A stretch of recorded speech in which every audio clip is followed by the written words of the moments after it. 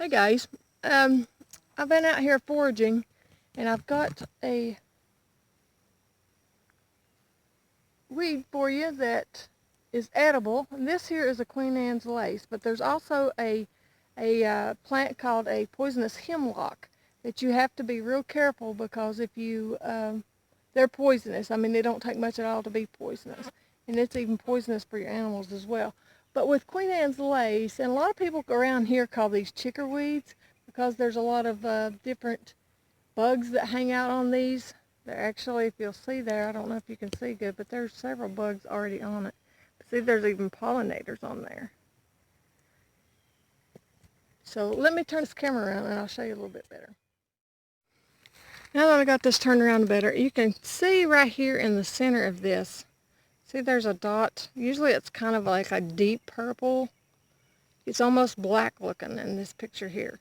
That's a good sign that it's Queen Anne's lace. With poisonous hemlock, these little flowerets things, they're more separated than they are on this. And this is a little bit more flat shaped, and on a hemlock it will be more umbrella shaped. But you can kind of see the black dot in the center.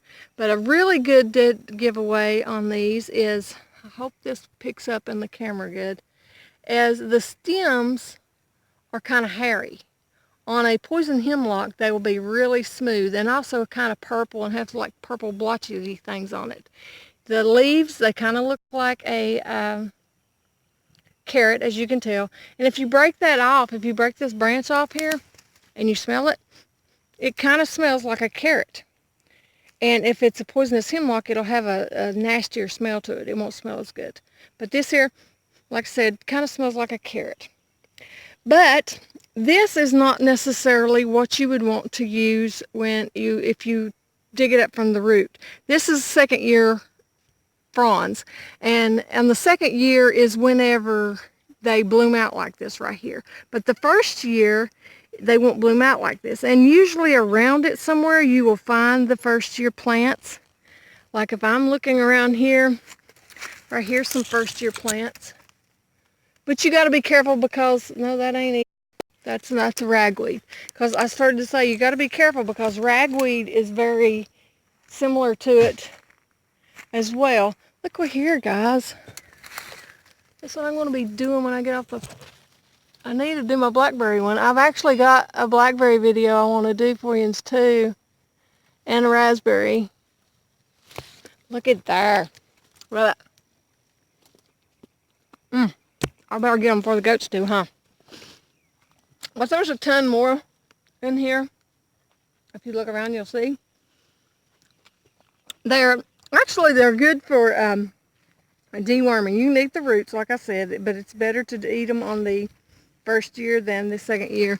Here's some younger ones down here that ain't flowering out.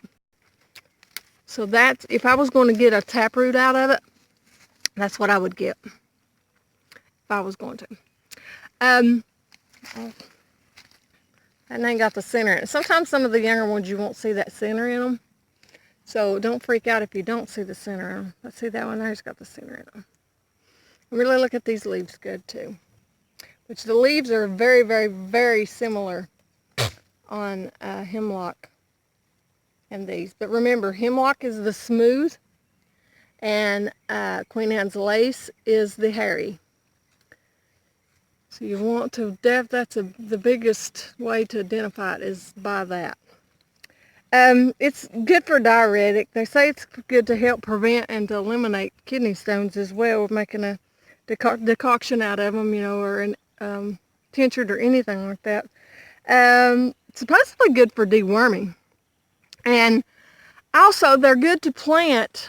They're good to plant these around, I'll spit it out, blueberries, because they attract the black swallowtail butterfly, so therefore they bring in pollinators, but they also attract a parasite wasp that goes in and kills these certain type of flies that are bad to be on blueberries. So if you plant your blueberries near these, that will help keep that parasitical fly away by drawing the wasp to it because wasps are drawn to these. And that's probably what was on this when I first approached here. There was some little wasp on it. I'd say that's what it was. I was trying to see if there's another one, but no. No. But you can see bugs up in there. See the bugs up in there? So there you go, guys. Guys, first of all, the first year roots are a lot more tender, is why the first year is best to get. Another little quick fact about why this is called Queen Anne's lace is it said that when Queen Anne was sewing her lace, she pricked her finger, and the little dot in the center represents the blood where she pricked her finger, supposedly. But you can see all those little pollinators and wasps and stuff. I don't think are all coming in really good for you, but you get the idea. But, well, guys, I'm out here. We're going to forage, and there's so many things. I'm standing right here, and I see 2, 3, 4, 5. I see 5, 6. I see 6 different edibles and medicinal plants just standing in this one spot. And it gets me so excited. But I thought I'd show you a little bit about what I take with me when I go foraging. I made this apron. You can't see it real good, but the bottom, I've got 3 pockets in it, and I've made it to where the bottom folds up under me so that I can bring it out and make a little, I'll show it to you better sometime, scoop out of it so that I can wear it down in the garden to harvest stuff out of the garden as well. But to also harvest things when I go foraging like this. When I do go foraging, though, I've definitely put on my homemade bug spray, and that consists of all coconut oil, lemongrass essential oil, and citronella essential oil. I put that in there. Sometimes peppermint, just depends on what I got. And I just rub that on me, and that does a really great job for keeping the pest away.